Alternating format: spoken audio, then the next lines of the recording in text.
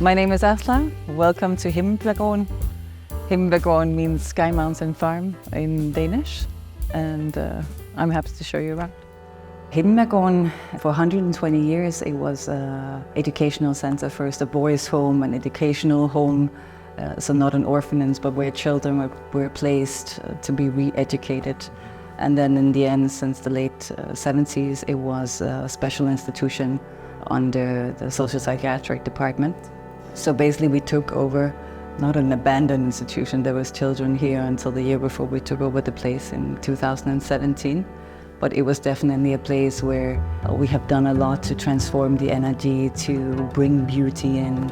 I think aesthetics, the atmosphere that we meet in is essential also for our collaboration and for our capability of being present.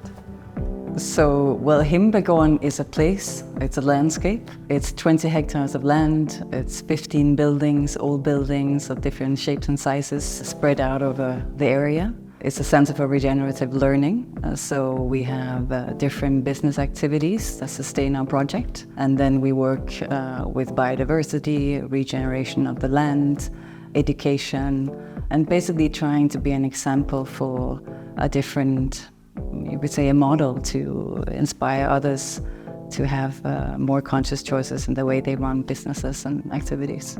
I think having a farm and a place is incredibly important for the vision of the Regenerative Learning Center, because we can see change over time. You know, it's not just something we talk about, we see how it is implemented. I think one of the projects is working with the land, with the biodiversity. This area is Earthway's forest garden. It's the beginning of eatable food forest based on the permaculture principles. Basically, it was a 2-hectare big area with Christmas trees, so monoculture, and we are transforming it into a permaculture garden. The eatable food forest, or the Earthway's forest garden, is both for food production, regeneration of the land, enhancing biodiversity, but it's also for teaching purposes. So here we left some of the old Christmas trees as kind of a hammock hotel area where you can bring children, but of course also adults in and tell about the methods and show kind of what was the baseline when we began this project and how have been the steps to get where we are now. So this was how the area was before, so it was so packed and we didn't even know how the landscape was. And then we're testing biodynamic methods, so we didn't fence in the area even though we're very much inside the forest. So in the biodynamic tradition you put up sheep wool to keep out deer, and for now it's working. I think this sign speaks for itself, but we discovered that there were many earth bees or ground bees living in this area. So we put up the sign so that they're more protected and can still pollinate the whole area, of course, because they're good friends. You can say right now it's an investment. It's an input we put in. You know, it takes maybe 8 to 10 years for creating a full sustainable ecosystem in that area. Right now we've been putting in horse manure, compost, digging swales, planting. It's an investment into the future. But I think one of the essential part of this moment that we live in is that we have to think long term. You know, we are doing something that has a huge impact in the long run. And I think for educational purposes later on, it will be incredibly important. You know, also showing sometimes the general story is that the monoculture is the best thing because that's how we can produce enough food for. Whereas I think if we really implement regenerative methods in our food production, we'll be able to have a much bigger harvest, and the food forest is an incredible example of that. Taking over a big place like this, you realize that in running a place you have constant choices. You know, do you take the cheap way, the easy way, or do you really put sustainability at the highest in all the choices that you make? We have an mainly organic kitchen. We use the products from the land. We have chickens, but then we use sustainable building materials. We made our renewable energy system, so everything is running on renewable energy. But also in furnishing, when you have to interior design 6,000 square meters, you know, I think the easy choice would be, okay, I go online and I found, and then, you know, I check in 50 beds, da, da, da. But there, you know, there was really kind of like, no, that's not going to be the way.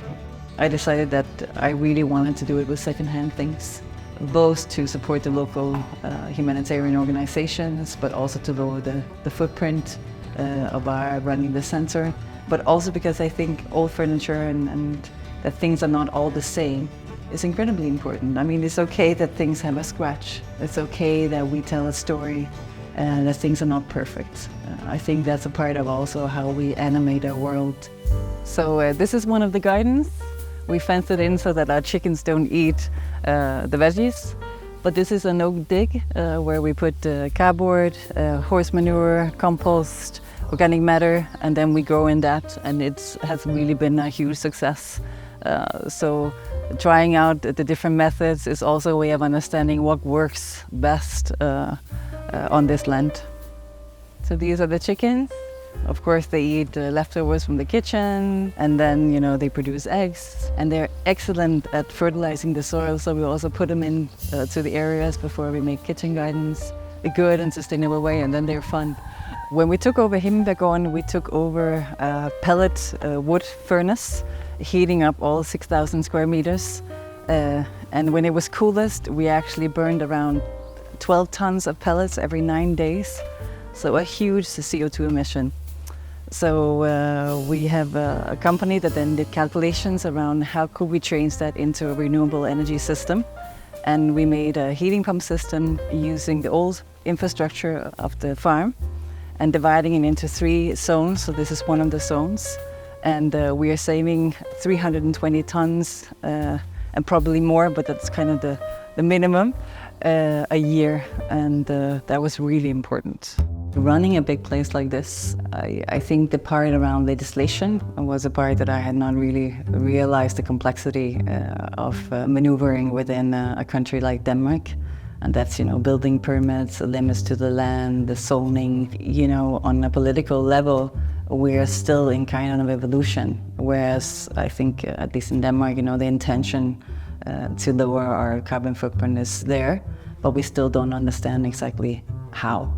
And I think our legislation is kind of an evidence of that. You can't live in tiny houses, you know, there's a lot of limits to what you can do, and a complexity. You know, it's incredibly complex. And my hope is also that we will be an inspiration, also on a political level, that will open up for more experimental areas, because we need showcases. The biggest potential of this place is really becoming a reference point and a gathering point across all the different sectors of our society.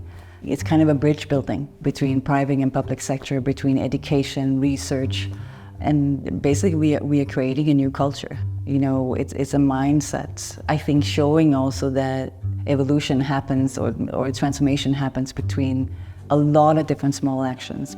Down here behind me, we have an art piece called Hope by a local artist called Knud Bull. It was a gift from him because after he came to visit our place, he got hope. He's 80 years old and he was worried about the future. Why we have art in the area, because there's several art pieces and then a whole artwork in the area, is because we believe that art has an incredible important voice in talking about some of the challenges that we have today, both to touch us on a deeper level.